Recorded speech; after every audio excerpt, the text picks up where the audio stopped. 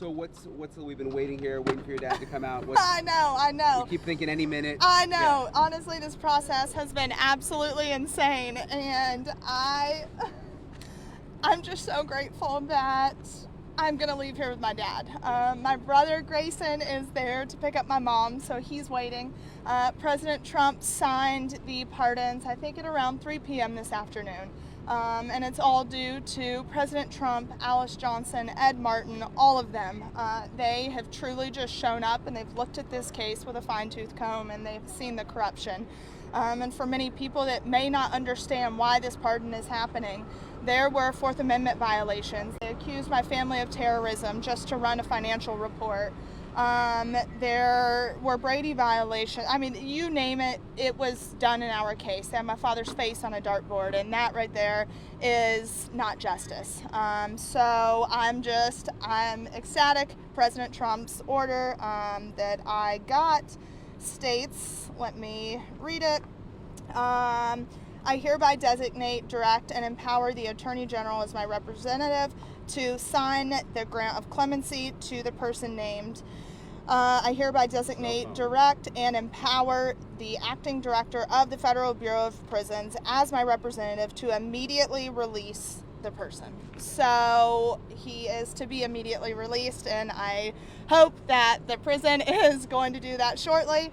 So now I just sit and wait. I have literally been here. I got here at, I think it was 2 a.m. last night, and I have not gone to sleep. I did not bring any clothes with me. I did not bring a toothbrush with me. I brought absolutely nothing with me because I'm just a daughter who wants to take my dad home with me. So, what was your dad's reaction when he found out? They didn't believe it. I think it literally came out of nowhere. As I said, I was walking into the grocery store when I got the call from the president, and I was just in such shock and in such awe that the president himself called me and took the time to let me know that my family was coming back together. And for that, I will forever be grateful that we have an administration that is reuniting families. There was not only just my parents' clemencies that happened today, but I think there was at least 10, 15, 20 others that happened today. And there are a lot of families that are rejoicing, getting their loved ones back. And my little sister's at home. She's called me a gazillion times. Do you have dad yet? Do you have dad yet? So now we just sit and wait. Were you the one who told your parents? Did you tell your parents? Yes, I did. What was that like? It was great. It was absolutely amazing. My mom was in tears. When you spoke with the president, what words were spoken between you and he? Yes, all of our correspondence was on video. So he just called to let me know that he was reuniting my family. And he and my brother Grayson got to speak about the University of Alabama, where Trump just gave, where President Trump just gave the commencement speech. So it was absolutely amazing. It truly was just a human-to-human interaction. Yes, he is our president, but he's also a person with a heart and who loves people well. And over the past 24 hours, I've gotten so much love and so much hate, and I've had people say, I wonder what she had to do to get this pardon. I didn't have to do anything. I didn't have to do anything other than stand firm in my beliefs and my convictions and fight for my parents and fight for what was right. And not only am I fighting for my parents, I'm literally fighting for every single man that's being left behind here today. There are so many here that deserve a second chance, and Alice Johnson said it best. This isn't just for individuals who have been wrongfully convicted. This clemency process is for individuals who have served their time, who have been rehabilitated, who maybe just the punishment didn't fit the crime. So I truly believe that Ed Martin, Alice Johnson, the president, everyone in the pardon office, they're going to stand firm in their promises that they've made to us. And this new director of the Bureau of Prisons, Billy Marshall, I truly do believe that he is what this bureau needs. And I've gotten the opportunity to have discussions with him, and he is going to bring change. He's going to expose the corruption, and he's going to hold people accountable. And I think now in this administration, we're going to have a Bureau of Prisons that we've all wanted, which is to rehabilitate individuals. Because at the end of the day, they are going to enter back into society. So we want them to enter back into society in a safer, faster manner and be rehabilitated. Your dad has really called out the staff here, the issues here, the Yes. inhumane conditions. Are you confident that they're going to handle this process fairly in terms of releasing him? I mean, have they been nice to him today? Yeah, of course, there's individuals who are being nice today, and I think they're getting nervous. There have been some really good individuals, and I'm not going to take that away from the Bureau. Of course, there's some corruption that needs to be weeded out, but for the good ones that are here, I'm grateful for them, and due to them, we can potentially have lasting change. But we've got to weed out the really crappy ones. You've got Can you talk about any plans your family has, short-term and long-term? Yes, I mean, my family, we just want to get home. We want to get home. We want to be reunited. It's going to take a while. They've been behind walls for 2.5 years, and they thought they were going to be here for 12 and 7 years. So I think there's going to be some PTSD. There's going to be just the way that this system has been ran is not one that takes individuals' mental health into account.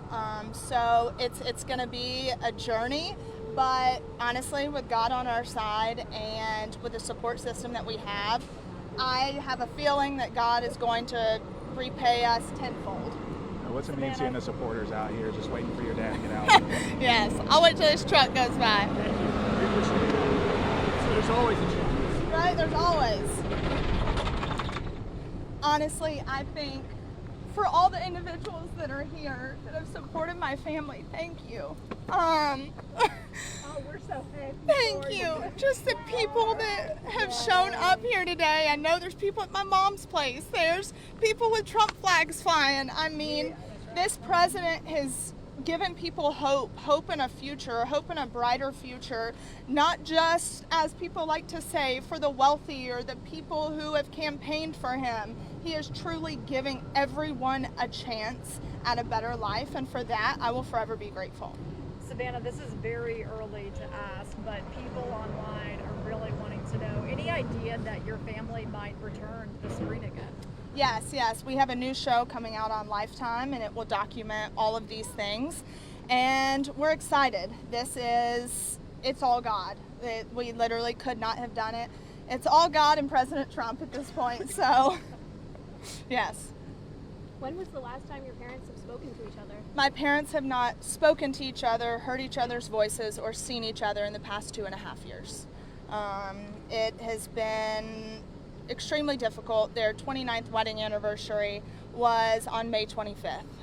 So we're only a few days out from that. So when they reunite, we're going to celebrate anniversaries, birthdays, Christmases, all the things, because we're going to make up for the lost time. But I wouldn't have it any other way, honestly. The past 2.5 years has taught me so much, and I am a privileged white girl. I didn't know that there was a system that operated this way.